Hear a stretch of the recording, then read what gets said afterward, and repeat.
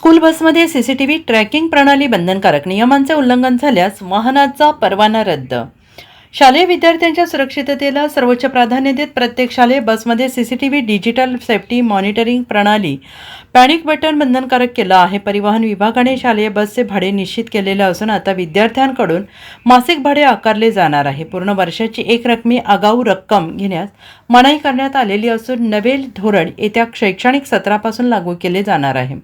2 वर्षांपूर्वी बदलापूर येथील शाळेत विद्यार्थिनींवर झालेल्या अत्याचाराच्या पार्श्वभूमीवर सरकारने शालेय बस धोरणासंदर्भात बदल करण्याचा निर्णय घेतला. त्यासाठी निवृत्त न्यायमूर्ती साधना जाधव आणि शालिनी फणसळकर जोशी यांच्या अध्यक्षतेखाली स्थापन केलेल्या समितीने विद्यार्थ्यांच्या सुरक्षिततेला प्राधान्य देत अहवाल सादर केला. त्या आधारे शालेय बस धोरणाबाबत गृह विभागाने महाराष्ट्र मोटार वाहन मसुदा तयार केला. त्यानुसार शालेय बस आणि व्हॅनमध्ये डिजिटल सुरक्षा प्रणाली सक्तीची करण्यात आली असून याद्वारे वाहनाचे लाईव्ह ट्रॅकिंग, डिजिटल उपस्थितीची नोंद ठेवली जाणार आहे. याशिवाय पॅनिक बटन बसवणं बंधनकारक करण्यात आलेलं आहे. अग्निसुरक्षा यंत्रणा आणि सर्व सीटसाठी सीट बेल्टची सक्ती केली आहे. विशेषतः पूर्व प्राथमिक आणि प्राथमिक इयत्ता 5वीपर्यंत विद्यार्थ्यांसाठी प्रत्येक प्रवासात महिला परिचारिका किंवा नियुक्त कर्मचारी असणे आवश्यक केलेलं आहे.